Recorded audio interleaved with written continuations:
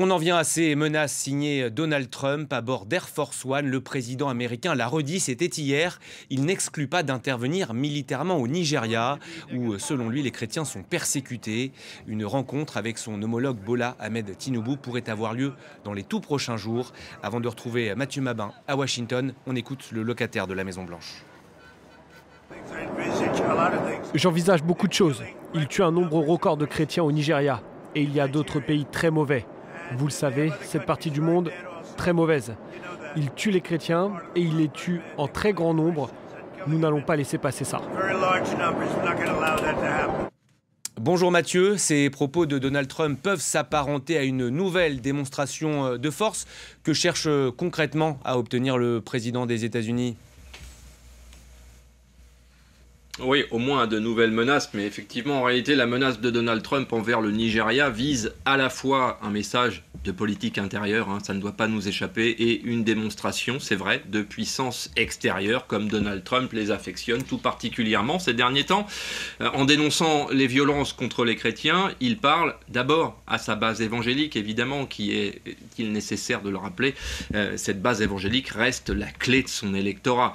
Mais attention, cette posture dépasse malgré tout le simple calcul électoral. C'est un peu plus subtil que cela. Elle rappelle en réalité la vision idéalisée d'une Amérique protectrice des minorités religieuses et prête à employer la force pour le faire. Même si ça n'est pas l'obsession de Donald Trump, vous savez à quel point il aime affirmer qu'il règle les conflits et sauve les peuples. Face à lui, le président nigérian Bola Ahmed Tinubu, au pouvoir depuis 2023, on le rappelle, refuse tout discours d'ingérence. Et ça a fait mouche ici au département d'État. Il reconnaît l'ampleur du défi sécuritaire dans le nord du pays, ça c'est incontestable, mais rappelle que le Nigeria combat Boko Haram et l'État islamique au prix de très lourdes pertes parmi ses propres soldats, et ce depuis des années.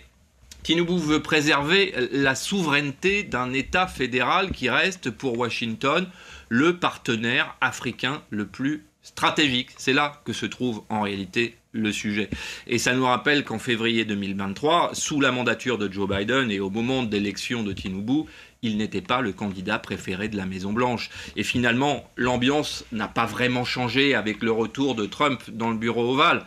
Et il pousse, c'est vrai, pour une coopération élargie, avec plus de drones, plus de renseignements, voire un déploiement ponctuel de forces spéciales, alors même que le souvenir du désengagement américain du Sahel reste très frais ici, et pas seulement dans la tête des militaires, également les diplomates de métier du département d'État.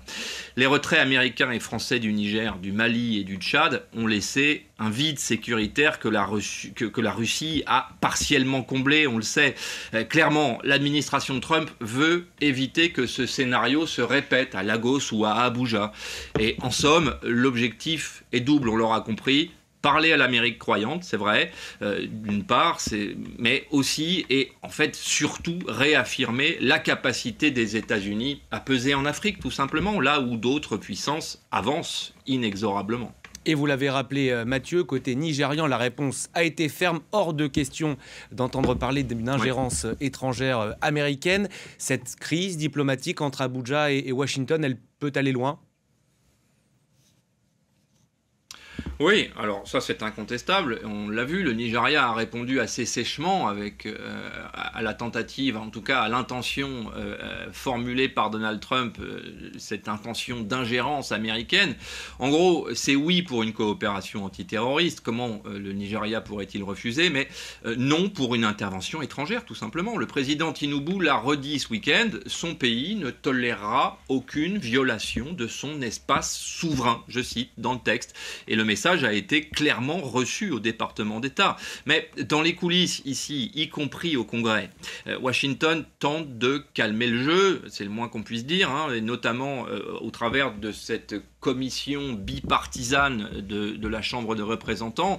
Ni le Pentagone, ni le département d'État ne confirment de plan militaire à ce stade, en tout cas rien d'acté. Et c'est ça qui est important dans le fond. Même si la déclaration de Donald Trump fait que personne ne sera surpris désormais de voir brûler quelques camps djihadistes dans la région dans les prochains jours, pour les États-Unis, quelques drones Predator et des missiles Hellfire ne pèsent pas très lourd dans l'assiette budgétaire du Pentagone. Mais Attention, là aussi, le face-à-face révèle une tension un peu plus large. Les États-Unis redécouvrent leurs limites, dans le fond, sur le continent africain en ce moment.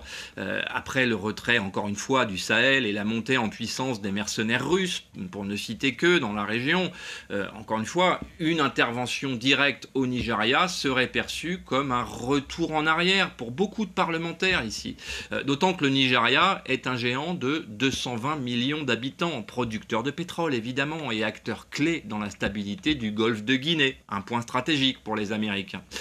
Le plus vraisemblable, en fait, c'est un compromis à la Trump, encore une fois. Par exemple, un renforcement du partage du renseignement, les livraisons ciblées d'équipements militaires, tout en maintenant une présence américaine réduite mais symbolique, essentiellement à base de forces spéciales. Mais pour finir, cette crise diplomatique dit quand même une chose. Sous Trump, la politique africaine des États-Unis redevient offensive. Et ça, c'est relativement nouveau. On ne peut pas totalement écarter l'idée que tôt ou tard, les amitiés russo-sino-africaines seront sanctionnées militairement par Washington. Mathieu Mabin en direct de Washington. Merci beaucoup Mathieu pour votre analyse. Ces